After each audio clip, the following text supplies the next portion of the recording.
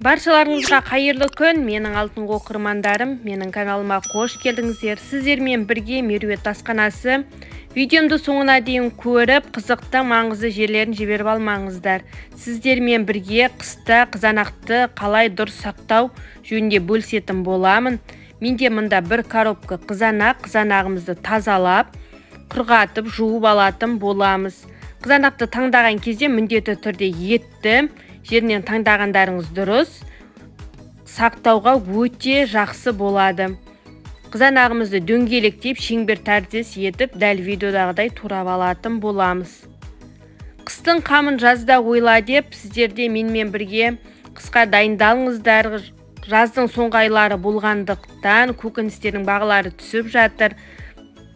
Қыста рахатын көретін боласыздар. Қыста түрлі пицца, салат жасайсыздар. Тағам пісіргенде де ерекше тамағыңызға дәм береді. Міне осылай ыдысымызға тегістеп, салып қатырып алатын боламыз. Егер сіздің қызанағыңыз көп болатын болса, үстіне тағы бір салапан төсеп, үстіне салсаңыздар болады. Менде азғантай болғандықтан екі ыдысқа осылай салдым. Енді қалған қызанағымызды дәмдеуші ретінде жасайтын болғандықтан ет тартқыштан өткізуге ыңғайлы етіп, кішірейтіп турап алып жатырмын. Маған тіркелмеген оқырман болсаңыз, маған тіркеліп, лайк бас, комментария жазып қалдырыңыздар. Сіздердің әр қолдауларыңыз мен үшін маңызды. Қызанағымызбен бірге қоса, мен кинза пайдаландым. Сіздер кинза ұнатпайтын болсаңыздар, ас көк немесе петрушка пайдалансаңыздар болады. Жақсылап тұрып осылай уақыттап турап алатын боламыз. Бұны мен ет тартқыштан өткіздім. Егер сіздер қаламасаңыздар, осы уақ күйінде салып араластырсаңыздар болады. Міне қызанағымызды ет тартқыштан өткізіп аламыз. Артынша мен петрушкамды, кинзамды салдым. Жақсылап тұрып бір масса етеміз.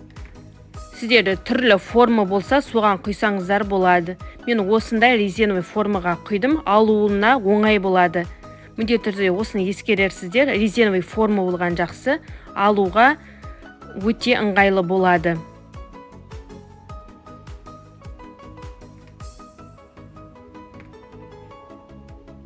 Менің каналым сіздерге өте пайдалы түрлі рецепттер бар. Алдыңғы видеомда тәтті бұрыштың сақталу видеосымен бөліскен болатынмын.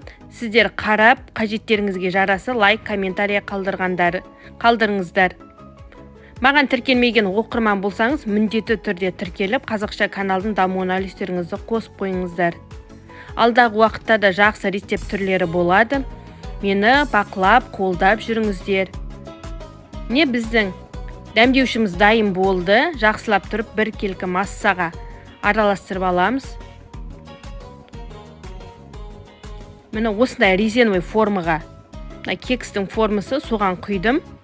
Сіздер енді осындай формаңыз көп болатын болса, бірден барлығын құйып, тоңазтқышқа бірден сақтағандарыңыз болады. Менде азғантай болғандықтан бөліп қатырып алдым.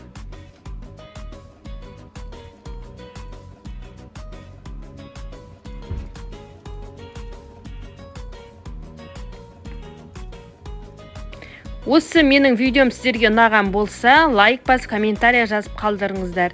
Міне біздің қатырған қызанағымызда дайын болды. Осылай бір-бірлеп алып, салапанымызға салып, тоңазтқышқа қатырамыз.